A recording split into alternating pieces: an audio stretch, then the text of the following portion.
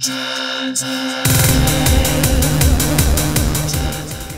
guys, we are in the basement, and today we're going to do part number 10 of the Pac-Man Cabaret Restoration. That is right, part number 10.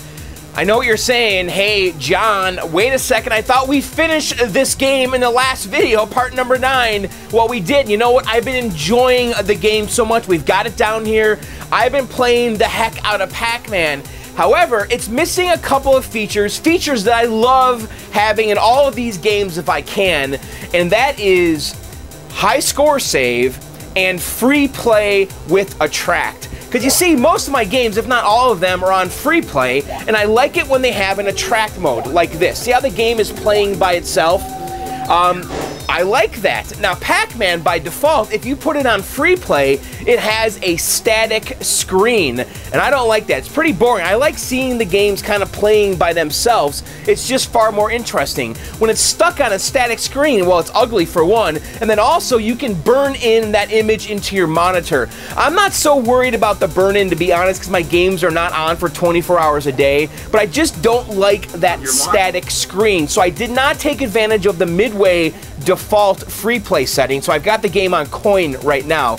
And then the other feature we're going to add is high score save, because I want all of my games, if possible down here, to save high scores. So we're going to install a kit that's going to fix both of those things. And by the way, by default, Pac-Man just shows the high score for the day, or basically the high score since the game's been turned on. And it just shows one score up here. There's no initials, and that's it. That's all there is to it. And when you unplug the game, the score goes away. So you can see here, I just turned the game on, and there's no high score up here. Because we haven't played the game yet today. So we're going to fix that. We're going to add a little kit that's going to basically add high score save with initials, and it's going to save the top 5 high scores, and it's going to keep them forever in memory. So when you unplug the game, the scores are still there. So what we need to do first is pull the game out, and let's get the PCB, and let's get started installing the Pac-Man high score save and free play with Attract kit. By the way, doesn't this game look great? Come on. Look at it down here. Alright, let's get that PCB out. Okay, I have the game pulled out, and the game is also unplugged. So we're going to come in here, we're just going to remove the PCB, and I know you guys have probably seen this a bunch of times now, if you followed my restore vids.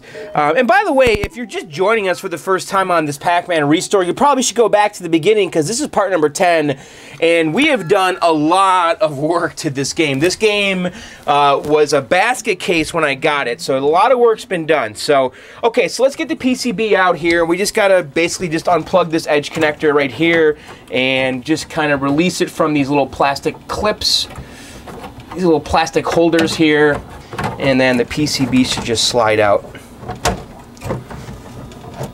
I actually put the PCB, oh, there we go. Okay, so we've got the PCB out, and let's bring this over to the desk here.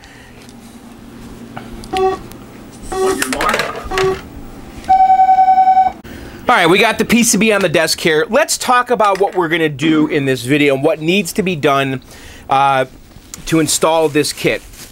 The first thing you need to do is you need to get this. This is an NVRAM adapter, and I'm going to show you where to get it. The guy that makes these, his name is, I think, Salva. He sells these on eBay for 30 bucks, or if you contact him directly, he'll sell them to you for 20. And he'll also burn the ROMs for you as well. I'm going to show you guys how to burn the ROMs. There's actually 2 different versions of the ROMs, and I'll show you that in a second. So you need this kit here. And this has a battery-backed RAM. This is a Dallas DS1220AD. I actually use these a lot in a bunch of my games here to save high scores. With Pac-Man, you can't just plug this in. You actually need this little daughter board to use this battery-backed RAM. And then the other thing you need to do is you need to burn a set of EEPROMs. For the kit that we're going to do, for the version of the mod that we're going to do, we're going to need to burn 4 EEPROMs, and I'm going to show you guys right now where to get all of this stuff. So let me show you guys here on the computer. I wonder if I should just hold the camera.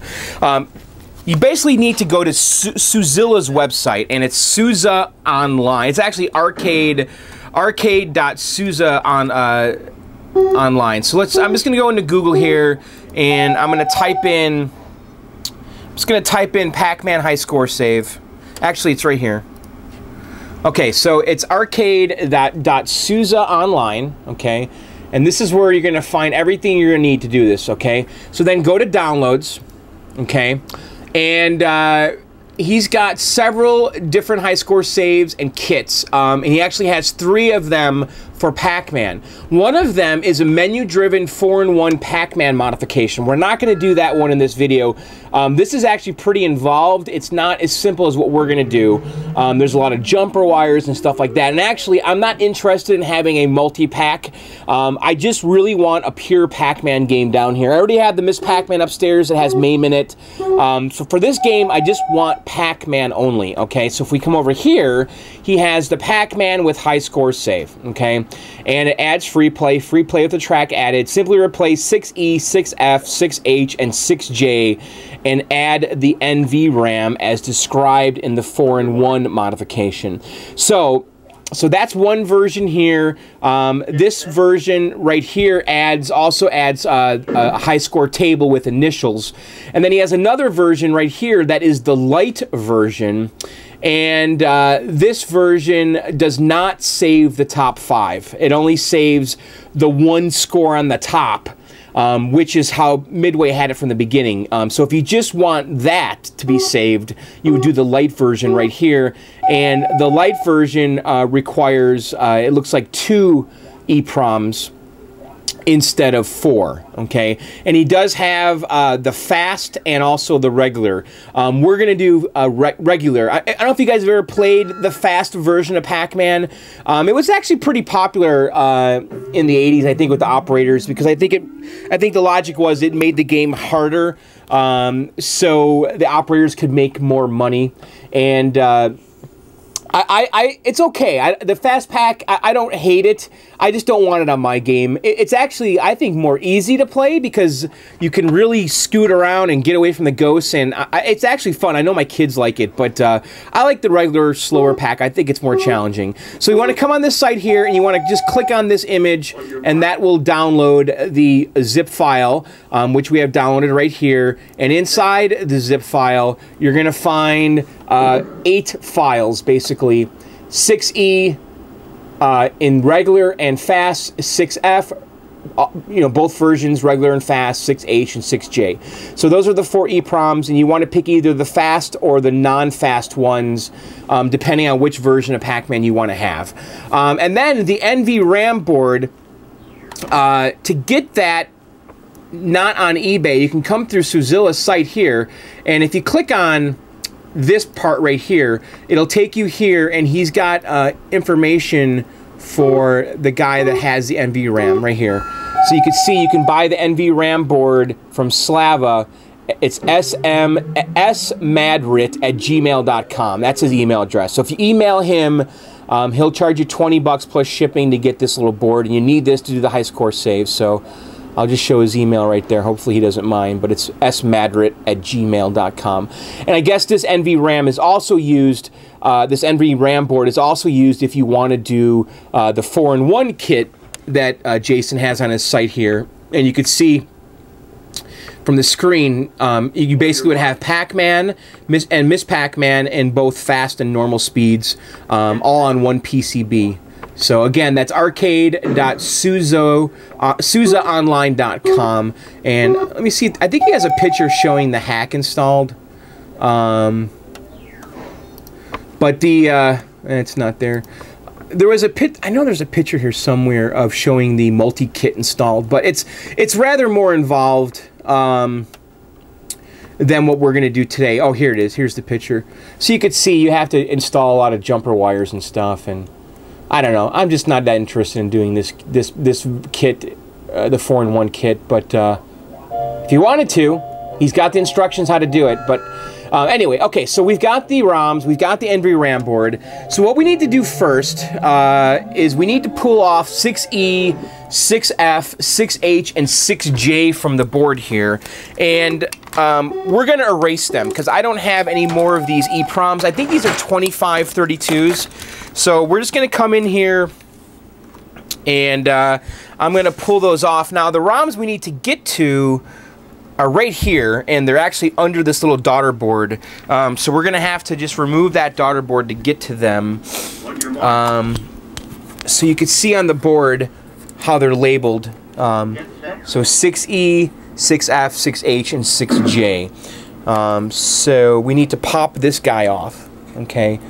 And see if I can wiggle that off. Yeah. And I want to remember how that went on there. So the notches are all on this side, which is the same direction of all these other notches on the board. So, and when I say notch, if you look on the chip here, you can see the chips have a little notch, and that's kind of how you detect orientation of the chip, and you know, that's how you kind of identify the one pin, because each of these legs has a number, you know, 1, 2, 3, 4, 5. Each leg is numbered, so the notch kind of gives you reference as to where the one is. Okay, so all right, so here's the 4 EPROMs we need to get off, and I always use my trusty flat screwdriver, and I have had you guys, a bunch of you guys out there, tell me that I should not be using this tool, and I strongly disagree with you. I have removed countless EPROMs with this screwdriver, and I don't understand what the problem is. It works very well, and I know a lot of guys that also use screwdrivers to pop EPROMs. There's nothing wrong with it. Yes, you can get an EPROM pooler. I've never used one of those. I've never felt the need to spend the money on one. This trusty flat screwdriver does a fantastic job, and you just got to use it properly and slowly. So I'm just kind of putting it under the chip there, and bam, look at that, it's off. So simple. And this is a 2532 EPROM, 2532. I don't have any of those, so we're going to erase the originals and rewrite the data onto them, and hopefully we have luck here erasing these, because sometimes these old EPROMs don't want to be erased, and they just can't go through the trauma of the erasing. Okay, so we've got the 4 EPROMs off, and let's erase them. And what we want to do here to erase these, you're going to need a UV EPROM eraser. So let's take these over here, and I'll show you guys that.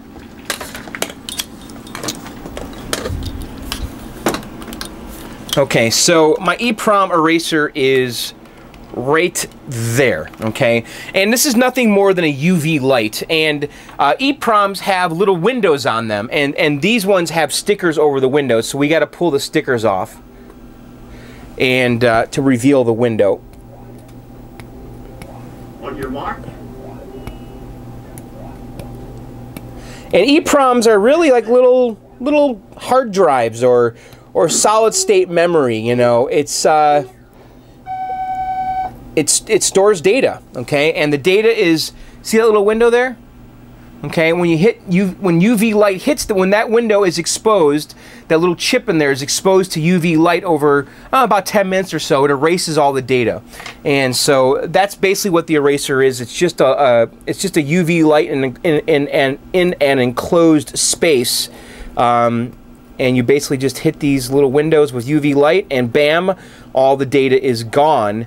And again, these old EPROMs, sometimes they can't be rewritten because they're just too old, and you try to erase them and they don't erase, or they don't rewrite properly. So hopefully we have good luck here today, and I can successfully erase these and reuse them. Sometimes it just doesn't want to do it, and if we don't have if for some reason I can't rewrite these, I'm in trouble because I don't have any more EPROMs. My game's going to be down. We might have to go over to Adams and get another one, but anyway. Alright, so I've got all of... There we go. I got all the labels off the EPROMs now, and the windows are all exposed. And so what we want to do then is just stick them in our UV EPROM eraser, like so. And you can buy, this is actually a pretty nice one. My friend Adam gave me this, but you can get a cheap one on eBay for about $15 from China. And I'm going to set it to about, let's say 10 minutes, and we're going to press this on button, okay? and you can see the little blue light there. And we're just gonna let those EEPROMs bathe in that UV light for 10 minutes, and then we'll try to write our new data to them. Okay, now what I want to do is we need to install that little NVRAM board on our PCB, okay? And let me get set up for that, and we'll get going on that while the EEPROMs are erasing. Okay, before we move on, actually, I just want to show you guys the instructions for this kit. If you go on eBay, Madaritz is selling these on eBay for 30 bucks a pop, and but he does have the instructions listed here, because I did not get any instructions with the kit, and I just want to just quickly go over them, because I'm going to be referencing these instructions while I do this. It says, replace the game EEPROM at 6E with the one included in the kit. Again, I did not get any EEPROMs from him, and it looks like he has a single EEPROM. I'm not sure about that. So if you get the kit on eBay, it's 30 bucks, and it comes with a game EEPROM. I'm not sure if that's 5 scores. I think it only saves the one single score and doesn't add a table like we're gonna do. But anyway, it says here to remove the two 2114s at 4K and 4N, and we're gonna basically put those into the daughter board and then replace those sockets with the daughter board, put that in, and then we need to solder a wire that's on the HiScore Safe Kit to pin 10 of the chip located at 5L. So what that means is, what we're gonna do is let me get some focus here. We're gonna remove this chip and this chip here, which is 4K and 4N. Okay, we're gonna remove those two chips. We're gonna put them into our daughter board, and then this is gonna go where those chips were, but the chips are now in the daughter board. Okay, and then this wire right here needs to be soldered to pin 10 of 5L, okay, which is this chip right here. Now, I'm looking at this, I'm like, well, what's pin 10? I don't know. So I went online, actually, I looked at the chip closely, and I see that it's a 74LS139. It's a 74LS139, okay? And I see that we have our little notch here on this side, okay, for reference. And I went on Google, and I Googled 74LS139 pinout, so we can figure out where pin 10 is on here. Okay, so I went online and I just Googled that, and I came up with this right here. And this is a 74LS139 pinout, and you can see that pin 1 is to the left of the notch. Okay, it's a 16-pin device, okay?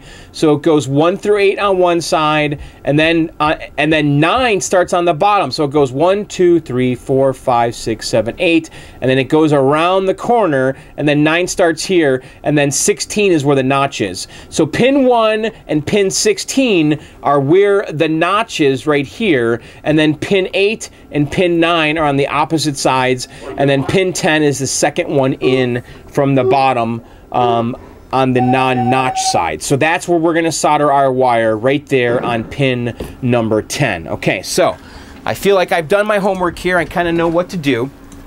So let's go ahead and let's get the daughter board installed. Okay, now the one thing I'm noticing here is that this daughter board is actually going to interfere with that. Okay, so I think I need to pop this off, and then I think this is going to go over the new daughter board. So I'm going to pull this one off, and this was and some of the boards will have a custom on here instead of this daughter board. Mine has the daughter board.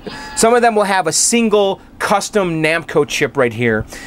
This particular version of the board that I have uses a daughter board instead. So anyway, we're going to pop the original daughter board off and just put this to the side, noting the orientation of the chips. Okay, and so looking back at the instructions, I need to remove 4K and 4N, okay, and 4K is right here, and so let's go ahead and just remove that guy. And I'm using my screwdriver to carefully remove these chips without bending the legs, and I'm just kind of inspecting the legs to make sure they're not dirty or tarnished, and they're not. And then 4N is right here, okay. Okay, and then what we want to do is put these chips into our daughter board. And again, I want to pay attention to orientation here. Okay, our notches are here, and there's also a notch here on the DS1220. So looking at the board, I see the notches are all on the left side of the chips, so I know the board's going to go in like this. Okay, so we're just going to take our RAM 2114s and just stick them in here. Okay. And I'm just kind of paying attention, make sure they're in all the way, make sure I'm not bending any legs, and that looks pretty good. And let's go ahead and put the second one in.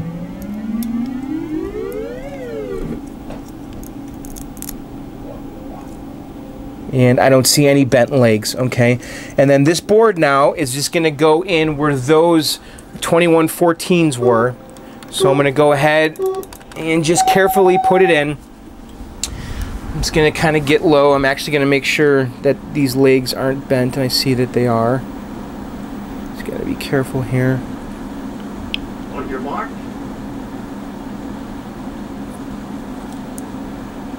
I'm just straightening these legs out on the bottom of the daughter board because they got bent. Just from me handling it here.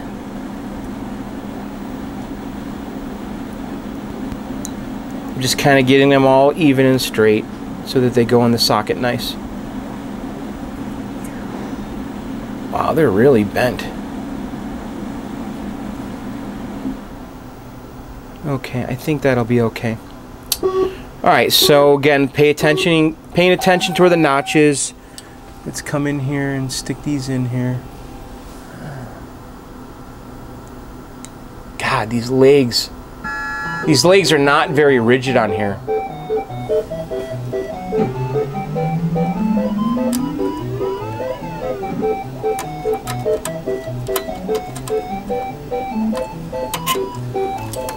This is kind of tricky, guys. So I'm trying to line up all of these. There's basically 32 legs I need to put in here.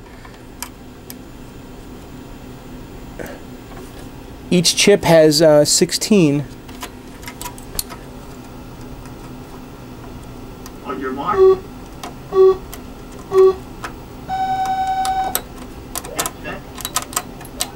Huh. This is tricky.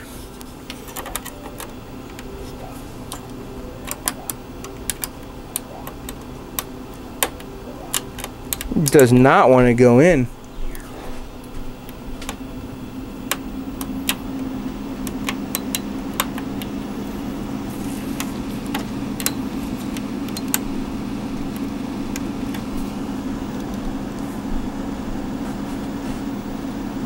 Well, this is not fun.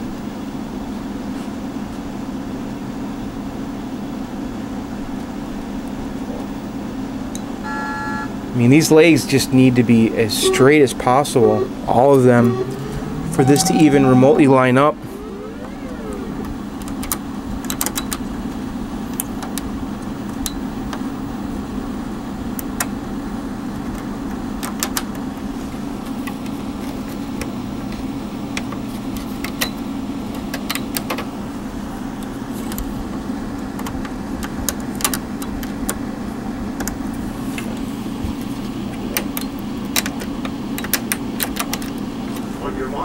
Okay, I got it in. That was actually a little tricky.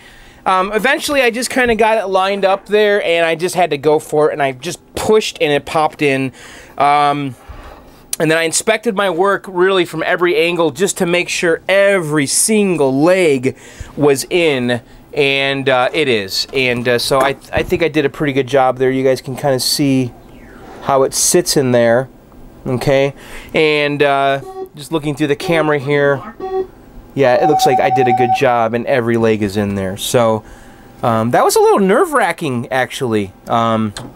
Just did not want to really go in. So eventually I just had to give it a whole bunch of force, and it did pop in. Okay, so now that we have the daughter board in, we need to solder this wire, okay? And referencing the instructions again on eBay, it says solder the wire to pin number 10 on 5L.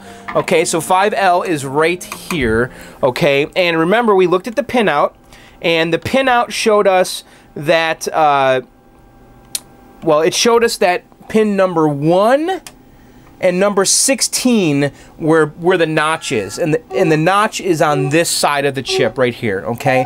So if this is pin 1, that means that this last one here is pin 8, because there's 8 per side, so it goes 1, 2, 3, 4, 5, 6, 7, 8, and then it goes around the corner, and then 9 is this one, and then 10 is the one after that. So we're gonna solder our wire to pin number 10. So let me turn this around. And that's on 5L, okay? And it's gonna go right there. I don't know if you guys can see that. So it's gonna go on the second one in, which is 10 right there. Okay, so we're gonna take our soldering iron, and I've already got it all heated up and ready to go. So what I'm gonna do, I think, is just gonna put a little bit of solder on the tip of this, okay? Just gonna come in here, and because it's not going to take much to do this, I'm just going to put a little bit of solder on my tip and see if we can just kind of get this wire to just stay on this leg. Okay.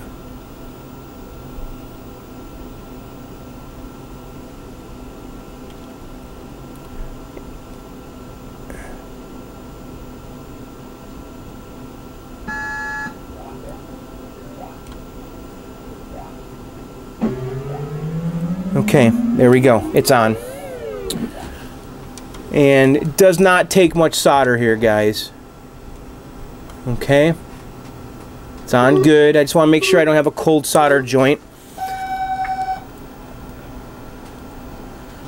And you want to make sure that this wire is not touching anything else except for that leg that we're soldering to. And that looks pretty good. It's on there nice. Okay. And if you wanted to double check your work, which I often do, you can do a continuity test.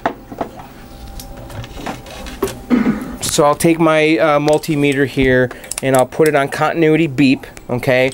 And if it beeps, that means that we have continuity between point A and point B. And I'm not sure if this... Yeah, that's it. Okay. So we could put it on this little nub here. And I'm going to try to grab the leg and not the wire. And we get an... Yeah, so I'm not touching the wire. I'm touching the leg. Alright, so we're good. That's on there. Okay, so that's installed.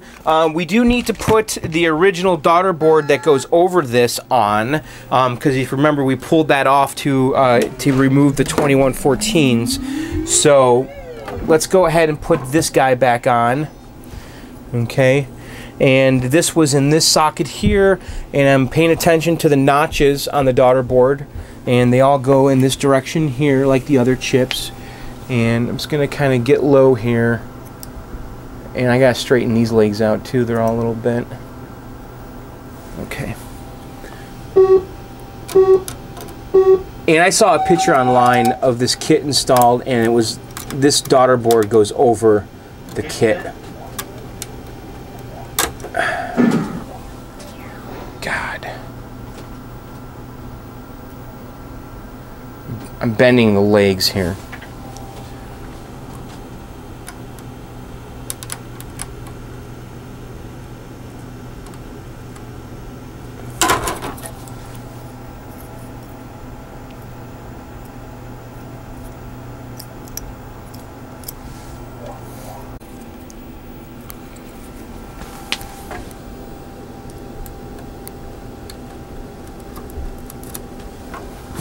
Okay, it's in, and you can kind of see that it On your mark.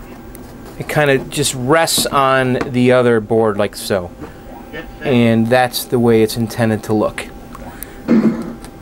Okay, let me just make sure everything's in, nice and tight.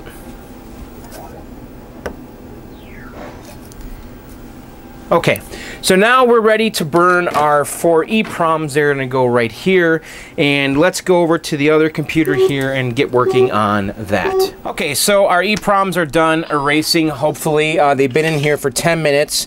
So we need to go into our software here and make sure they are erased so we can write our new data on them. And I am plugging in my EEPROM reader eraser. I have an EMP10, which is an old school Needham's, and it requires me to work in DOS because it's old, and they have a Windows driver supposedly, but I could never get it to work, so we're going to do this in DOS. Okay, so let's load up our EMP software, and it's in the EMP10 directory, I think. And then it's called EMP10. Okay, so EMP10 version 4.18. Let's communicate with the programmer. Okay, so the first thing we need to do here is we need to make sure that the EPROMs are erased. And let me grab them out of our eraser. Okay, and the very first thing you always need to do on these EPROM erasers, readers and writers, is you need to select the device, okay? And I'm looking at the EPROM, and I recognize this logo on here as an Hitachi logo, and I'm looking at all of them, and they all have the Hitachi logo on them, if you guys can see that there. So it's a Hitachi 2532G. It actually says it's a HN462532G. So we really just need to focus on the 2532 part of that model. So we go select device, and we're going to select Hitachi, and then over here we have the different kinds of Hitachis, and we want the 2532. Okay. So it's initializing the device now, the EPROM writer for that device. Okay, so now we want to go ahead and stick our EPROM in our reader to make sure these are erased. And they go in a certain way. You can see by the picture here, there's notches. There's that notch again. Okay, so the notch goes up, and the chip goes as far down as it can in this little reader. So I'm going to stick it in here with the notch up, and make sure all the legs are sitting in nice. Okay.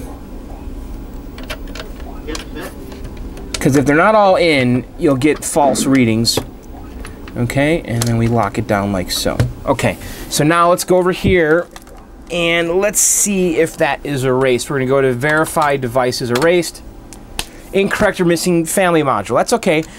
This particular EPROM unit has this thing on the side here that they call family module, and if it's in one way it does certain EPROMs, and if it's in the other way it does the other ones. So we're going to go ahead and just flip this around and change our family module, so now it's ready for the 2532s. And let's go verify devices erased. Good. Alright, so that one is erased, and I'm going to go ahead and just put all of them in one by one just to see if they're all erased. Next one. Okay, that's erased. So you can see 10 minutes is about the right amount of time in the UV eraser. Let's check the third one. Alright, verify erase successful. And let's check the fourth one. Okay, good. So we've erased all 4 of them successfully. Fantastic. Okay, so now we need to burn our data onto these, and remember we downloaded that from Suzilla's website. And so what we're going to do here is we need to, and by the way, with this software it's not very intuitive. I know I've done videos of this before, but I'm going to say it again.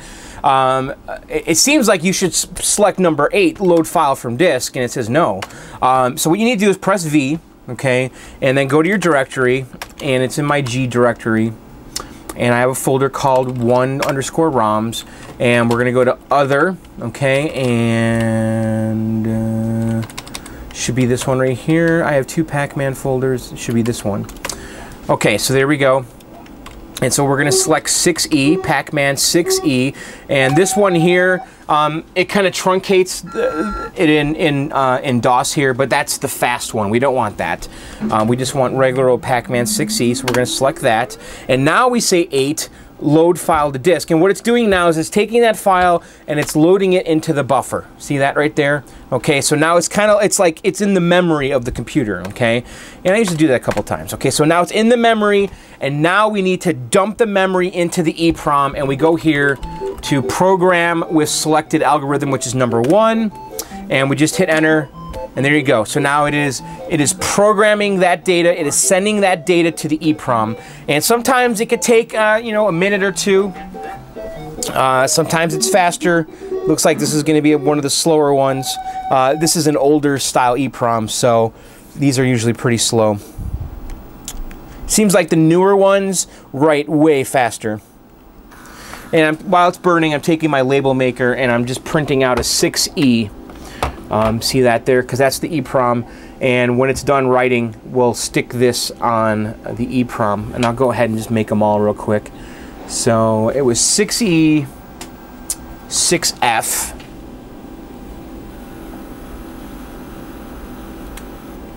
Okay. And then it's 6H. But I love this little label maker. I use this all the time when I'm working with EEPROMs. And what's nice about these two is that besides, you know, just identifying which chip is which, it also covers up that UV window. And then 6J. Because I think in theory, like if you left these in your car on a sunny day with the windows up, you know, the windows on the EEPROMs up, I guess the sun could erase these EEPROMs on you. So, all right, so we're gonna let this keep going. We'll be right back. It could take as much as 30 minutes, 30 seconds or so. So we'll just let it go. Okay, so it has finished programming 6E here. It says device successfully programmed, which is good. A lot of times I'll just kind of double verify, go to here, verify device equals buffer. And what it does is it compares what's on the EEPROM to what's in memory, which we loaded into memory to make sure they're the same. And they are. And we can see there. All right, so we triple verified it. So I'm going to go ahead and pull the EEPROM out, and then we're going to put our 6E paper on there. Like so. Okay, so 6E is done, and let's go on to 6F. And again, we're just going to go ahead and throw an EEPROM in here. Okay, just like so. And again, we're going to go ahead and just double check that it's erased. And it is. Okay, now we need to load a new file into the buffer. Okay, and the next file is 6F. Okay, and we're going to go ahead and press 8, load into buffer.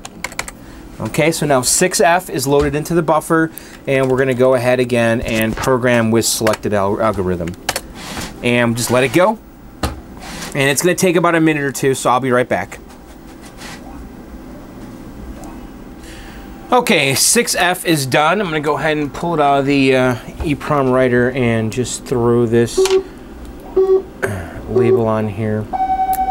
So is this fun? I actually like doing this kind of stuff. Alright, so I'm going to go ahead and burn the other two EEPROMs, and we'll be right back. I'm just going to keep going, but basically we're just going to repeat this and do it for 6H and 6J. Okay guys, we're all done. We burned all 4 of the EEPROMs. We got lucky this time. The EEPROM gods were with me, and I was able to reuse these EEPROMs. It's happened before though, where I'm unable to erase and rewrite these 30-year-old EEPROMs, but this time we were able to do so. So, okay, so we need to put these back on the board, and they go in 6E, 6F, 6H, and 6J. And we do want to pay attention to where the notch goes. The notches are all on the left side here on all these chips. So we're going to do the same thing. We're going to have our notches on the left. And when we say notch, of course, we're talking about that little notch right there, if you can see that. So, all right, so I'm going to go ahead and pop 6E in. And then the next one is 6F. And I'm just being careful here that I don't bend any legs. I'm being careful that we're getting every single leg in the socket. Okay. And then 6J. Okay, so our EEPROMs are back in. Let's kind of double check our work here. Look at them from all sides. Just make sure nothing looks out of place. And it looks like we got every single leg in a socket there. So I think we're good to go. Okay, so the last thing though is we need to put that daughter board back on that was right there, because we had to pull that daughter board off to get the EEPROMs out. And again, let's pay attention to where the notches are. The notches are all on the left side, and so this is going to go like this so that it matches all the other parts on the board. And just push that in. And we're kind of double check our work on that one. I'm just making sure nothing's hanging out. Make sure all the legs are in. Nothing's bent. Okay, and I think the daughter board is in there good. Okay, we're done. We're ready to plug this in, and let's cross our fingers that it works. So let's go over to the cabinet and put the board back in. Actually, we are not ready to put the board back in the game. I forgot to do one thing. We need to put this game on free play. And I have the manual pulled up here, and switch number 1 and switch number 2 on the dip switch needs to be set to on so we have free play. Okay, so let's take a look at the board. And then Suzilla's hack is going to override basically that static screen. So you have to put it in free play first. So let's look at the board. Okay, and I need to adjust the dip switch, which is right here. Okay, and so right now I've got switch number 1 off and switch number 2 on, and that was 1 coin per play, 1 credit for per coin. And so now we need to do switch number 1 on and 2 on. Okay, so now we have 1 and 2 are both on. So now the game will be in free play. And then in the last video I showed you guys the rest of the dip switch settings are basically the default, which is 3 Pac-Man to start, and then a bonus Pac-Man at 10,000 points. Okay, so it's on free play. Let's now put the game in the cabinet. Alright, so let's go ahead and put the board back in. And when you're doing this, just be careful about these daughter boards because it's easy to knock them out.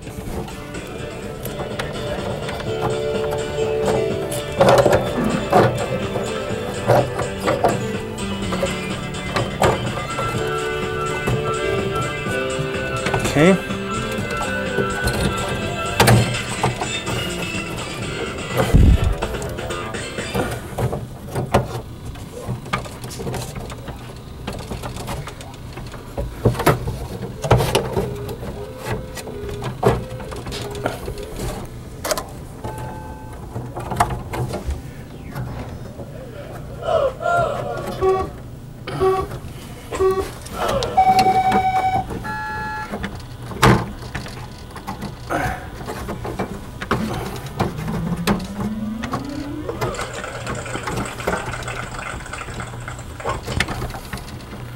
Okay, board is in,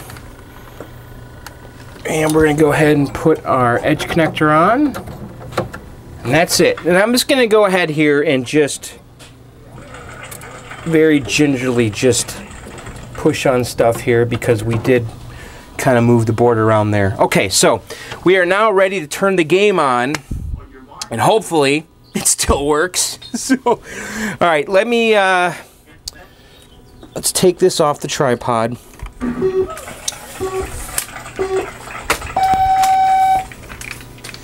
And let's plug it in. By the way, look at this. My Tempest is freaking out.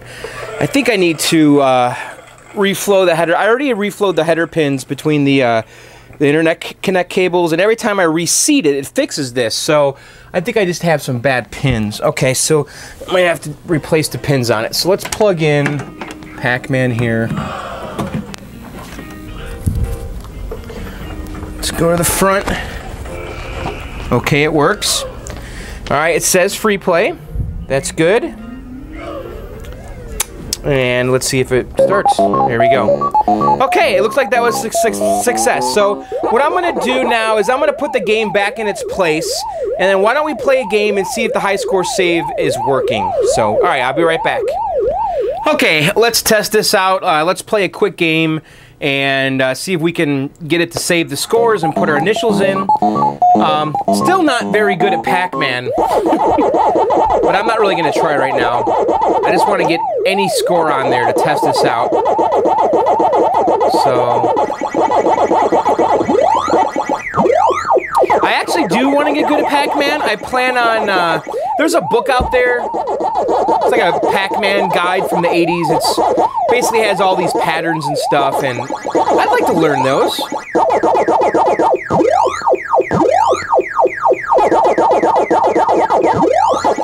I had Don Hayes, Don Hayes actually, he was in King of Kong for a brief moment, and he's one of the players out there, besides Billy Mitchell, who has gotten a perfect game. And a perfect game in Pac-Man is basically eating every dot, getting every ghost, getting every prize, and not dying, I guess. Or I guess you can die, but you can't miss anything. And so Don Hayes is one of these guys that has gotten a perfect game. And I asked him to show me how to really play this, and I couldn't retain it. It was just so much information to keep track of. But someday, I will be good. All right, let me just die after this. You can see the monitor still has a little bit of a very, very minor tilt and curl. It's presentable. Not perfect, though. I spent a little bit of time messing with it. All right, so we're dead. All right, so hopefully now we can put our initials in, and we can, okay? So, all right.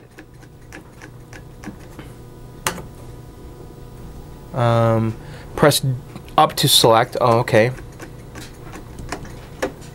And you can see there it had some default initials that we're going to overwrite as I put 5 in there. Okay, so it says there high score 8580. So let's unplug the game. And let's see if it saves that score, okay? And I'm going to go ahead and unplug it. Alright, let's wait like, I don't know, 5 seconds or something. 1 1000, 2 1000, 3 1000, 4 1000, 5 1000. Alright, let's plug it in. Alright, let's see if that score, and there you go. It saved the score. Awesome. So that was a big success. And now my Pac-Man, that much more useful. So I'll be playing it all day today, trying to get a real good high score. I think my high score in Pac-Man, I actually miss Pac-Man's probably around 60,000 or so, but I think my high score in Pac-Man is probably like 15, 20,000, maybe 25, I don't know. I'm not good. I'm running around. I have no pattern. I'm just trying to survive. So anyway, there you guys have it. That was part number 10 of the Pac-Man restoration. And you know what? We actually have to do a part number 11. And probably a 12. I think 11, we have to build that back door because there's no back door in the game right now. And I suspect, though, I might not get to that till the spring because that's going to require some woodworking and painting in the garage, and it's just too darn cold, guys. It's like 10 degrees outside, so not going in the garage. Anyway, there you have it, part number 10. I think also part number 11 would be the gameplay, right? We gotta play a full game and really talk about Pac-Man the game. So anyway, there you have it. Hope you guys enjoyed it. Thanks for watching my videos. If you have never subscribed, now would be a great time. Go ahead and click that subscribe button. I release new videos every Sunday and sometimes in between, but you're pretty much guaranteed 1 vid a week. I'm trying to do 2 a week, but sometimes, life gets in the way, you know what I'm saying? But I think coming up here, though, for the holidays, I'll have some time off, and I'll be doing a whole bunch of vids down here. And anyway, if you guys want to keep up with me and my videos, you gotta subscribe. So go ahead and click that button now. And also, if you like this stuff, check out my podcast. I actually have 2 of them. One is called Video Game Outsiders at videogameoutsiders.com. We've been doing that podcast for about 9, almost 10 years. That podcast is live every Tuesday night, 9 p.m. Eastern on allgames.com. And then I have another podcast called Arcade Outsiders, which, yeah, as you guessed it, is about arcade games. That podcast, arcadeoutsiders.com, we do that one live also every Tuesday night, 11 p.m. Eastern at allgames.com. And then also Video Game Outsiders, we do that on video. We do a live Google Hangouts on air at YouTube, and that's youtube.com/VGO podcast. Actually, VGO cast. Not podcast, just VGO cast. So check that out. All right, I think we're done. Oh, by the way, I think we'll be talking about this soon. Little man at Clove actually figured out a way to make Mighty Bomb Jack, which is a super rare Nintendo Versus game, work with more common PPUs, okay?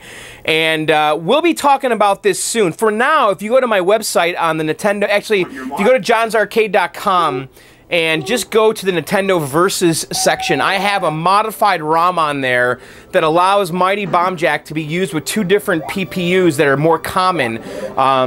One is the RP2C03B, which is like the Duck Hunt and tennis one, and then also allows it to work with the RP2C, I think 0001, which is super common.